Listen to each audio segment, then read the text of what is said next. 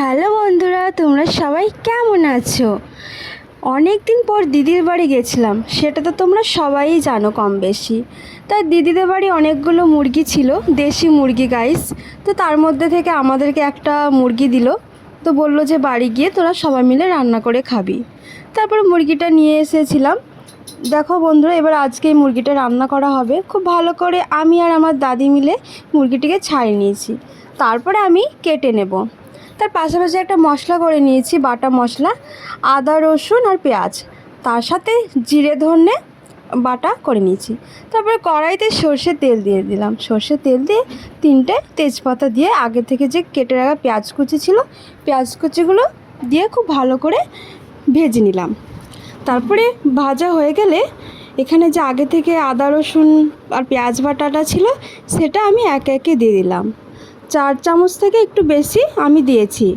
তারপরে আদা রসুন পেঁয়াজের বাটাটা দেওয়া হয়ে গেলে 5 ফোড়ন, জিরে আর ধনে বাটা ছিল সেটাও দিয়ে দিয়েছিলাম।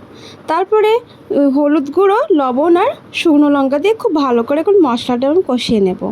মশলাটা খুব ভালো করে কষানো হয়ে গেলে তারপরে মাংসটা দিয়ে দেবো গাইস।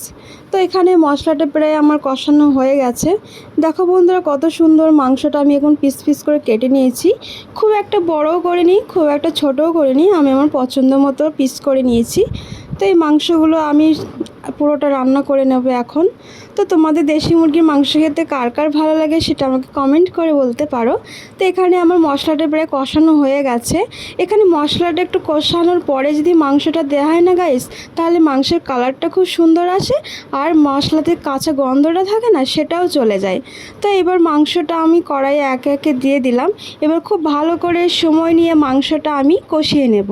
মাংসটা তুমি যত কষাবে তত মাংসের টেস্ট ভালো আসবে আর কালার তো ভালো আসবেই। তো এই দেখো বন্ধুরা, আমি খুব সময় নিয়ে এখন মাংসটা কষিয়ে নেব। আমার তো খুবই ভালো লাগে দেশি মুরগির মাংস খেতে। খুব ছোট থেকেই আমি দেশি মুরগির মাংস খাই।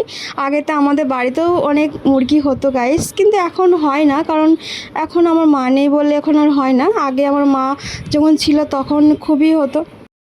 আর দেখো বন্ধুরা, মাংসটা আমার প্রায় কষানো হয়ে এসছে। তারপরে পাশাপাশি আমি গরম জল করতে দিয়েছিলাম। আমি সবসময় চেষ্টা করি মাংসতে গরম জল দেওয়ার, তাহলে খুব ভালো সেদ্ধও হয়, খেতেও ভালো লাগে। তো এবার আমি গরম জলটা দিয়ে দিলাম কষানো হয়ে আসলে। এবার গরম জলটা দিয়ে খুব ভালো করে ফুটিয়ে নেব যতক্ষণ না মাংসটা আরও ভালো করে সেদ্ধ হয়ে যাচ্ছে। তারপরে আমি একটা থালা দিয়ে ঢাকা দিয়ে দিলাম। তো মাংসটা আমার প্রায় হয়েছে। তার পাশাপাশি আমি একটা গরম মশলা, মৌরি, এলাচ, লবঙ্গ দিয়ে একটা মশলা বানিয়ে নিলাম। এটাই আমি সবসময় দেশি মুরগির মাংসতে দিই। আর একটু মিট মশলাও দিয়ে দেবো। তো মশলাটা আমি বেটে নিলাম। তারপরে দেখব মাংসটা কতটা হয়ে এসছে। তো দেখো বন্ধুরা, মাংসটা প্রায় হয়ে এসছে, ঝোলটা টেনে নিয়েছে। ব্যাস এরকম থাকতে আমি নামিয়ে নেব। বাকি যে গ্রেভিটা আছে না, তা এটা মাংস যখন নামানো হয়ে যাবে আস্তে আস্তে এই ঝোলটাও টেনে নেবে। তারপরে বাটা গরম মশলাটা আমি দিয়ে দিলাম। তো গরম মশলাটা দেওয়া হয়ে গেলে তারপরে আমি একটু মিট মশলাও দিয়ে দেব। তো ভালো করে আমি সব কিছু খুব ভালো করে মিশিয়ে নিলাম। তো তোমরা এইভাবে ট্রাই করো, খুবই ভালো লাগে। তারপরে ওপর থেকে একটু শুকনো লঙ্কা দিয়ে দিলাম, তাহলে দেখতে ভালো লাগে। তো মাংসটা আমার প্রায় রেডি। এবার আমরা নামিয়ে নেব। হ্যাঁ বন্ধুরা, এখানে গরম মিট মশলা দেওয়ার ভিডিওটা আমার করা হয়নি, তো আমি দিয়ে দিয়েছিলাম। তোমরাও চাইলে দিতে পারো। তো আমার মাংসটা প্রায় হয়ে এসছে। এবার মাংসটা আমি ঢেলে নিলাম। তারপরে সবাইকে দেব। তারপরে ওদেরকে জিজ্ঞেস করবো যে কেমন হয়েছে মাংসটা। তো আমি তো খেয়েছিলাম, আমার তো খুবই ভালো লেগেছিল।